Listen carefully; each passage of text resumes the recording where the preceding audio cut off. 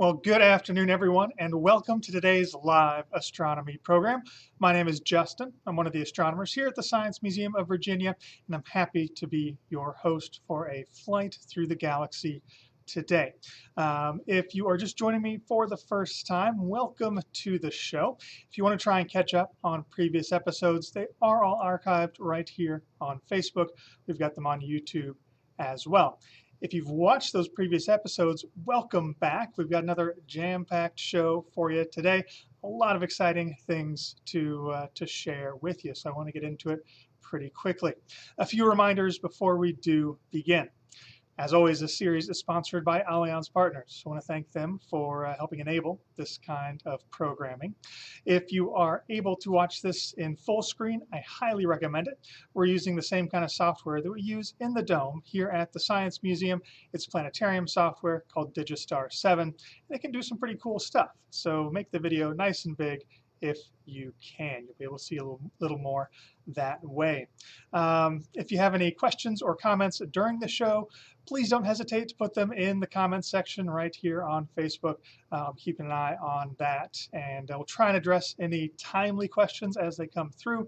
If you have something big that might work better in a later episode, feel free to leave those in the comments as well. We'll be coming back to do another show in a couple of weeks, so it's always looking for exciting things to share with you. All right, with that, I think we should probably get started. If you watched our last episode, you may remember that we sort of featured on one particular planet here in the solar system, the next planet out, Mars. Of course, NASA's Perseverance rover landed on Mars a little over 2 weeks ago. That was back on February 18th, and it's already doing some pretty exciting things. We're going to fly right down to the landing site again. You may recognize it if you watched last time. There is Jezero Crater. We've got the landing ellipse that Perseverance was aiming for, and we should now be able to mark its location on the surface. Not quite right in the center, but pretty good. In the last couple of weeks, NASA's orbiting spacecraft have also been able to pin down the location of the various components of the spacecraft used to get it safely to the surface. On the right there, we've got the location of the heat shield on the surface of Mars, the back shell, parachute, and descent stage all over there to the left. And let's see, as we zoom in here, we should be able to find the rover itself. And I did just notice that over the last couple of days, they started moving the rover around. So I was just working on my tracking software for this right up to the beginning of your show. Still a little buggy, but the orange dot you may or may not be able to see if we get close enough there.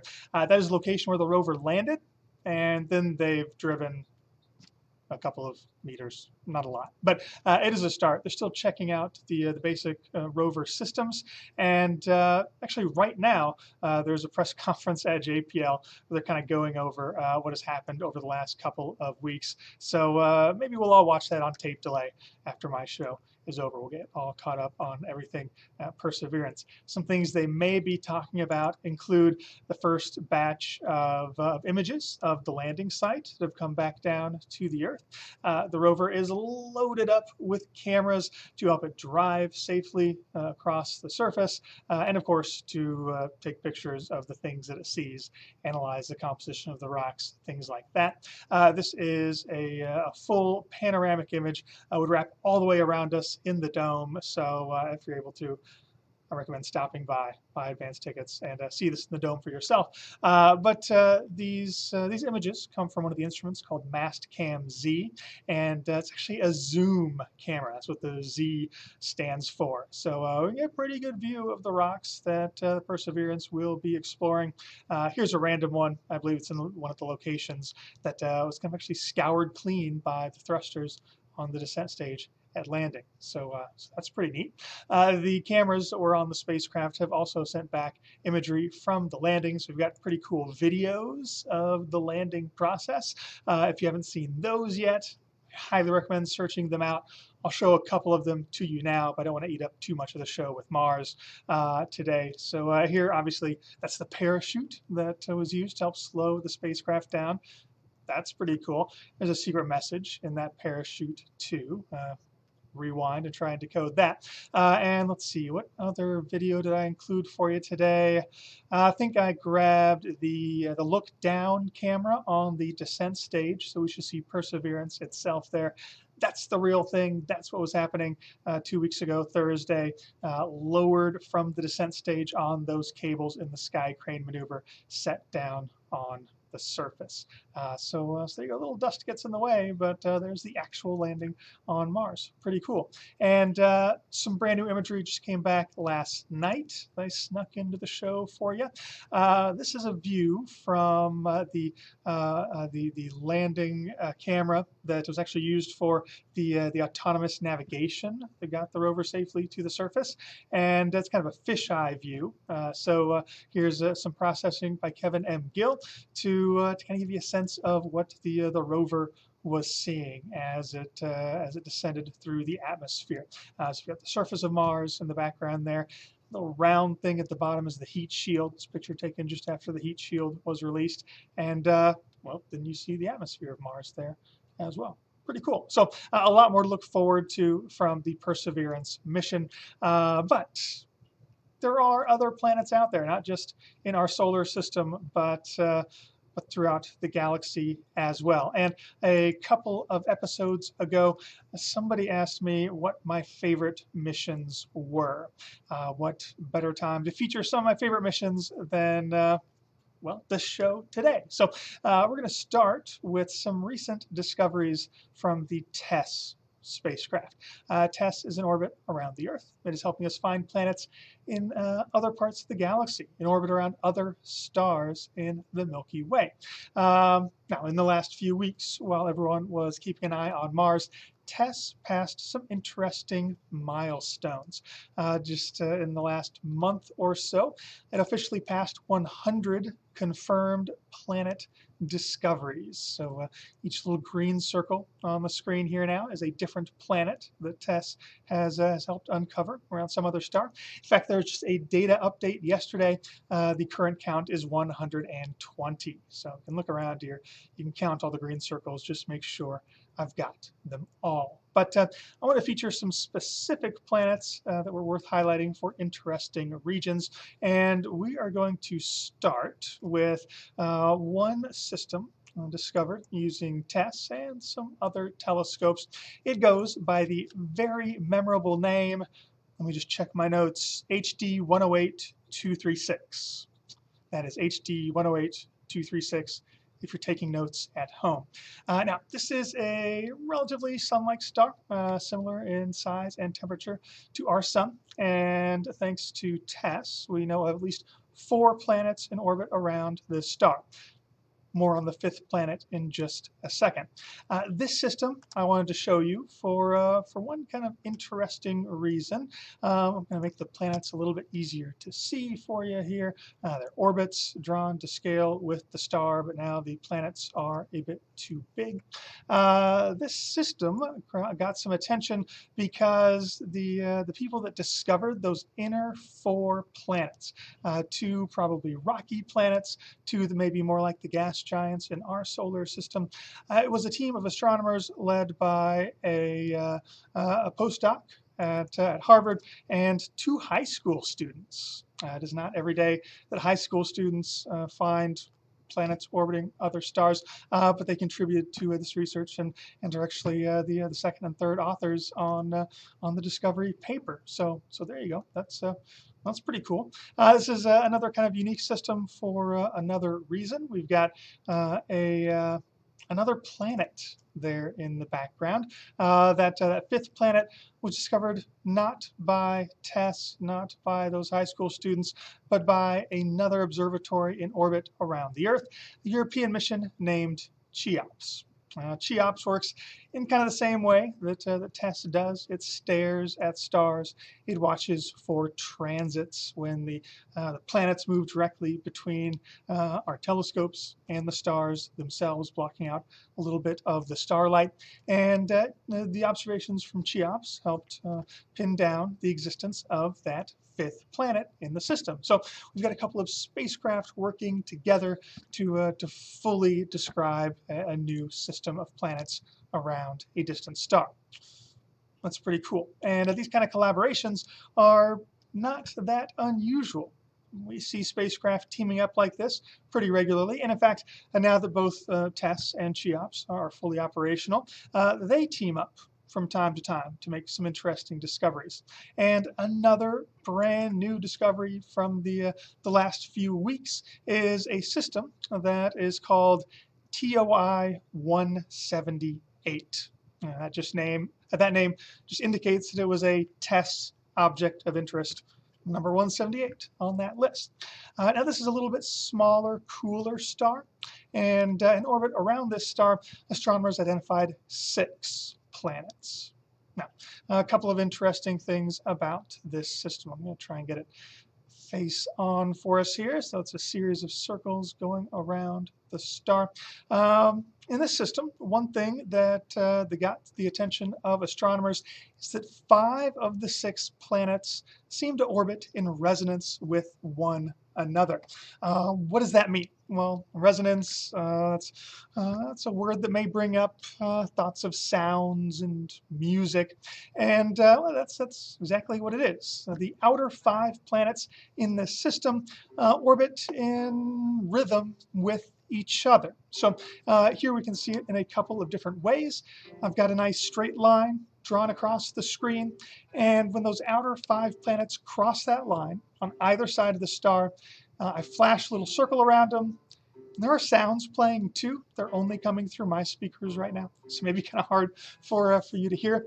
But if you listen carefully, they do kind of do some repeating patterns, and because of the notes I ended up choosing, sometimes they almost start to play Twinkle Twinkle Little Star, but it's kind of a happy accident, and they don't get very far in the song. But this kind of resonance is called a Laplace resonance.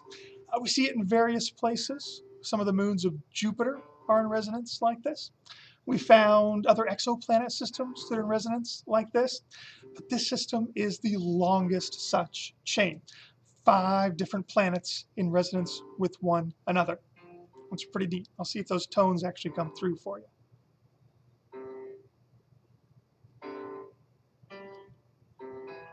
All right, so hopefully you heard a couple of them. I know they were a little quiet, but usually they're crossing that line 2 or 3 at a time. And although it's not always a perfect tie, the patterns repeat. So that's pretty neat. But we learned something else about this system thanks to TESS and CHEOPS especially. CHEOPS is designed to really help us characterize exoplanets. And since there's no up or down in space, I'll just invite everybody to turn their heads around. Maybe turn the screens around. That's all right, I got you. So we now know the densities of these planets as well. density is important because that tells us what the planets are likely made out of. You think about rocky planets like the Earth, they're fairly dense, made of rocks, metals, minerals, stuff like that. Gas giants, on average, fairly low density. And so in this system, we know that the inner two planets, pretty dense, probably rocky. We've got a couple of gas giants, and there's kind of an odd thing. That density spikes back up, so that fifth planet is likely rocky as well. That's a little bit different from what we see in places like our solar system, where the innermost planets are the rocky ones, the most dense. The more distant planets are lower density. They are the gas giants. So this pattern kind of surprised astronomers as well. And this isn't the only place where we've made a new interesting discovery like this. There's another exoplanet system that has been observed by a large number of telescopes, another big collaboration between teams of astronomers and different observatories around the world and around the solar system. This is the Trappist-1 system. It was first studied by a telescope called Trappist in South America. It's also been studied by several other telescopes here on Earth, different observatories in space as well. I've got the Spitzer Space Telescope, Kepler and Hubble were all on the screen there. They've all observed this system. It's pretty famous because as the first system we knew of with 7 planets. So we're approaching something that has the same number of planets as our solar system. Also pretty exciting because some of these planets are in the star's habitable zone, as the region around the star where temperatures might be right on the planets for liquid water to exist. The fourth planet here, planet E, is probably the most Earth-like temperatures, if any of them can truly be compared to our planet. One kind of strange thing here, that dashed gray circle is representing the size of the orbit of Mercury. So all 7 of these planets pretty close to that star, but it's a small, cool red dwarf star. It doesn't put out a whole lot of light, so its habitable zone is pretty close in. Recent study of the Trappist-1 system has also revealed new measurements of the densities of these planets. Now, these planets are all roughly the same size as the Earth, and oddly enough, they're also all roughly the same density. It's all pretty close there. So here too, we don't see our the same pattern that we're used to here in the solar system. So there is that, just to review. And it's even different from the TOI 178 system. So here we have 3 different systems of planets, 3 very different patterns of planet types. And it's a good reminder that if we just focus on studying our solar system, we're going to miss some of the diversity and richness that the universe has to offer. So there are many ways to build a solar system, I suppose. And one other reminder here is that I'm just, for convenience, squishing all these solar systems down to be the same size. Both the Trappist-1 system and the TOI 178 system are pretty compact. All those planets are packed in pretty close to their star. If I actually made an honest linear scale graph there, it would look more like that. So all these planets around these other 2 stars packed inside the orbit of Mercury there. And yeah, so the systems look very different from ours for various reasons. But I thought those studies were pretty cool, characterizing the planets in various exoplanet systems. Not quite done with exoplanets. Even more have been discovered in the last few weeks. A couple more contributions from the Test spacecraft. So let's head back to that location. These next 2 I wanted to put on the screen side by side for you, but again, there was just too much going on. I couldn't fit it all on the screen at once, so I'll try and be fast. But these 2 systems, both pretty interesting and both unique for different reasons, but they share one theme, and that is age. Now, they aren't the same age. One of these systems is very young, one is very old. I'm going to start with the younger of the two systems. It was discovered around a star and an interesting group of stars. There's a group of stars called the Pisces-Eridanus stream. It's about 1,400 stars that are scattered across the sky as viewed from the Earth. They go all the way from the constellation Eridanus, front and center there, all the way across to the constellation Pisces. That's where it gets its name. Now, all these stars likely formed at about the same time from the same giant cloud of dust and gas. But just because of the distribution of mass, the distribution of large stars in the cluster as it formed, they got spread out over the last 120 million, excuse me, 120 million years or so. Excuse me. So all these stars formed together, but they're pretty spread out today. And recent test observations uncovered a planet around, or several planets around one of the stars in this stream. Well, let's go take a look at it. Since this one is another test discovery, has another TOI number. This is TOI 451. This system has a few interesting characteristics. We've got a basically sun-like star, similar in size, a little smaller than our sun, a little bit cooler than our sun. We know of 3 planets in orbit around it, and more observations of the system have revealed some additional details. Like it appears there is also a disk of dusty debris around this star. It's a bit farther away than the planets. It's similar to the distance that Jupiter orbits the sun, and it may be sort of like our asteroid belt. Though here, it looks like objects are still constantly colliding with each other, generating a lot of dust. So that's how we were able to observe that debris. And there's another interesting thing here. Let's see if I can find it. Looking for 2 bright stars really close together. There they are. There's another pair of stars here, 2 little tiny red dwarf stars. They're pretty far away, but it looks like they are still bound gravitationally to TOI 451. So this would be a 3-star system, 3 planets around the biggest star, and that disk of debris as well. So pretty interesting system, and because it's pretty young, still evolving. That disk of debris may settle down and maybe form something more like an asteroid belt, or maybe another planet can still pull itself together there. Let's see, we did have a question come in.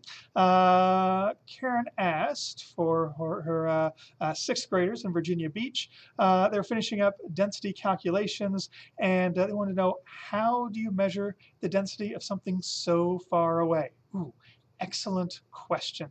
Yeah, there are lots of ways to measure the density of something, and for exoplanets like this, the best way to do it is to first figure out how big the planet is. That's what density is, right? You know how much mass you have and how much volume. So when the planets transit the star, let me see if I can dive back into this system for you. We'll see if we can create a little artificial transit for the camera I'm using here. So a transit is just, again, the planets passing right between us and the star. Let's try and use the inner planet, because that'll be the most obvious one. Let's see, where is that planet? So there we go. Now you can probably already see where the planet is, because if we're directly in line with the planet and the star, we see its silhouette as it passes in front of the star. So we can figure out how much starlight it blocks on the one hand. And then we know how long it takes the planet to go around the star. So you know how far away from the star it is. So if you know how much starlight it is blocking, you know how far away from the star it is. You can do a little bit of geometry and figure out how big the planet itself is. So now you've got your volume. Then you need to know the mass of this planet. The best way to figure that out, especially in these multi-planet systems, is watch for the very subtle influence that the different planets have on each other. Then you can use that. It'll cause little shifts in when they transit the star. You can figure out the masses of the planets that way.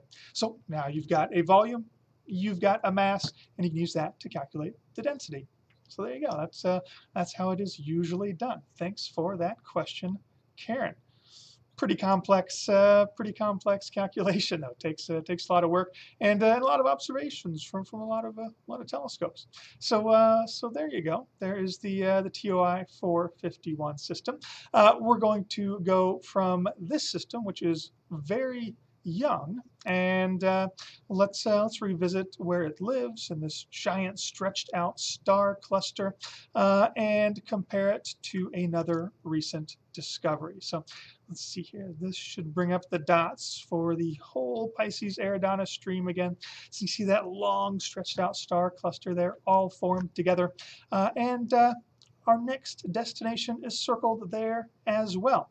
That is the TOI 561 system.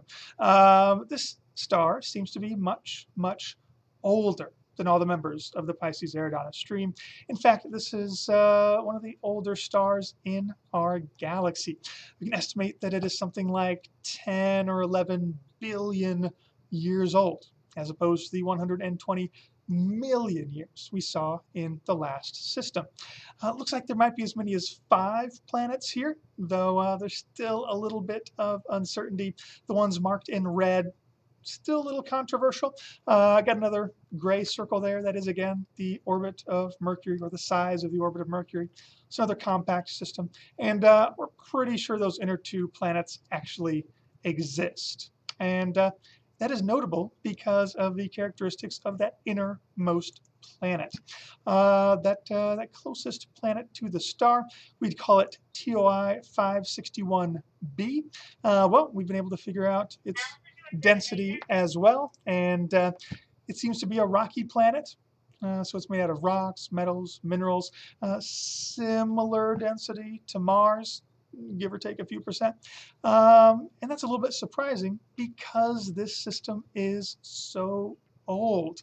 10, 11, 12 billion years ago, we just weren't sure there would be enough high density materials, rocks, metals, minerals, to build rocky planets like this. So the fact that we're finding a planet like this, and we found a few other pretty old rocky planets, suggests the universe and stars in the galaxy had helped generate enough heavy elements early in the history of the universe to build these rocky planets very early on.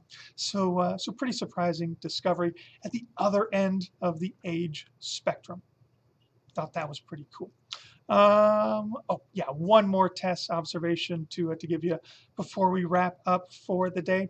And this one, surprisingly enough, not a planet. Yes, the Test Spacecraft is out there, designed, purpose-built to look for planets around other stars, but turns out it can do other things because it is staring at the sky all the time. That allows it to catch all kinds of things that change over the course of time. So there's all the planets that Tess has discovered. And let's see, I want to also add to the screen here another recent discovery. Well, it's going to remark the planets for us. And let's see if I can find this other discovery. Spoiler alert, I've got to look just a little bit farther away. So I'm looking for a big orange cross on the screen somewhere. Let's see if we can track it down. It is a signal that Tess picked up from a distant galaxy. There it is. It's pretty far away too. Tess can see planets pretty far away in our galaxy, but it can't analyze stars in that much detail in other galaxies. So this discovery, not a planet. It is something pretty cool though. Let's take a closer look. So there's the galaxy. If we magnify it here, you can see we've got a kind of fuzzy picture of it from some other telescopes. What Tess was seeing here was something that, instead of every once in a while getting a little bit dimmer, the way a transiting planet would cause its star to dim out, seeing something that got a little bit brighter every once in a while, I believe it was every 114 days.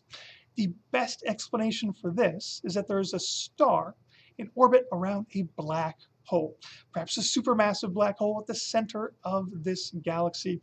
And as the star approaches the black hole, the extreme gravity of the black hole disrupts the star, pulls some of the material off of the star, and causes it to heat up and brighten, causes these periodic increases in brightness. We call such active events in the center of galactic nuclei active galactic nuclei. Yeah, the names write themselves. So this is a pretty cool type of event. We know of other active galactic nuclei, but in most cases we can't predict when they're going to flare up. This is one of the first recorded periodic active galactic nuclei. So we've got the star orbiting a black hole in a regular fashion, and we know when these flares are going to happen, something uncovered thanks to the constant glare of spacecraft like Tess. So there you go. There's a whirlwind tour of all kinds of things that have popped up in the news just over the last month and a half, thanks to one of my favorite missions, the Test Spacecraft. Another one of my favorite missions is the Osiris-Rex Spacecraft. A quick update here. It is scheduled to depart its asteroid target in the next couple of months. Osiris-Rex is the mission you may recall from a few months ago. Back in October, it descended to the surface of that asteroid you see in the background, Bennu, and collected a sample from the asteroid. For a couple of months after collecting that sample, the spacecraft just sort of drifted away from Bennu. But in late January, the mission team fired some thrusters on the spacecraft to begin approaching the asteroid again. In April, they'll do another flyby. That's what I'm showing you here. They'll collect new images of the asteroid, see how the sample collection event changed the surface of Bennu. If you saw those videos, you may have noticed the sample collection event was pretty dramatic. It looked like rocks moved all over the Nightingale site and perhaps farther across the asteroid. So these new images will see how our actions there on Bennu changed the surface of the asteroid. That should be pretty cool. Then in May, the spacecraft leaves the neighborhood of Bennu and begins its journey back to the Earth. It collected that sample, so wants to get the sample back to the Earth, and so it'll do another little engine burn in May, leave the immediate neighborhood of Bennu, and begin its journey back to the Earth. That journey is going to take a couple of years. It'll be late 2023 before the spacecraft gets back to the Earth. Complete a couple more laps around the sun. The spacecraft will intersect Earth's orbit in September of 2023. I believe the landing date is September 24th of 2023. So it'll enter Earth's atmosphere. That sample of asteroid Bennu will land in Utah. Now that date seems kind of far away, but I've got one other faraway thing for you. Another story from just the last few weeks had to do with our expanding view right here in our solar system. We know of the 8 planets that orbit our star that you see on the screen there. We know of lots of small objects in the solar system. Asteroids like Bennu, more than 1 million of them, orbit between Mars and Jupiter. And we know of many other objects out beyond Neptune as well. But just a couple of weeks ago, astronomers confirmed the existence and officially announced the most distant object they've ever observed in the solar system. It has another kind of random license plate number. It goes by the designation 2018 AG37. And that's its current location over there on the left. Right now, it is more than 132 times farther from the sun than the Earth is. Works out to some 12 billion miles. That's pretty far away. And it's not all that big, just about 400 kilometers, 250 miles in diameter. Now, these little objects don't emit any light of their own, so we can only see them when they reflect enough sunlight for us to see. So usually these really distant objects are invisible to us. So this little object, nicknamed Far, Far Out, sets a new record for the most distant thing we have seen in the solar system. That got my wheels turning a little bit. I thought, how many objects have held that title? How many objects have been the most distant object we can see in the solar system? Well, today it's certainly Far, Far Out, 2018 AG37. But if we look back through time, that record holder has changed a couple of times. Now, careful observers will know that a couple of years ago, an object nicknamed Far Out was announced, but its first pictures were technically taken after the first pictures of Far, Far Out. So this object holds the record starting when it was first imaged in January of 2018. But if we look a little farther back, the record holder was one of the dwarf planets in our solar system, a world called Eris. It was imaged in 2003 at about 100 astronomical units from the sun. That's pretty good. Then if we look back before that, there are a few different record holders in the 1990s. These are mostly unnamed Kuiper Belt objects. I'm just going to scroll through a bunch of them pretty quickly. If you watch carefully, in early 1999, there are 2 record holders in about a week, and then another half dozen or so until we get to 1992, when we started finding objects in the Kuiper Belt aside from Pluto. But I'm going to mark Pluto as the record holder at that time, because when it was first spotted, it was pretty far from the sun. Let's rewind the clock just a little bit farther. We have to go all the way back to 1930 for the discovery of Pluto. And at that time, it was farther away than the first couple of Kuiper Belt objects were found in the 90s. All right, how about prior to that?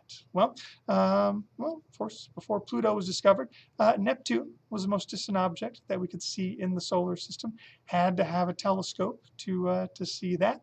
Then you go back a little bit farther, before 1846, and Uranus was the most distant object that we could see in the solar system. Had to have a telescope to see that one as well.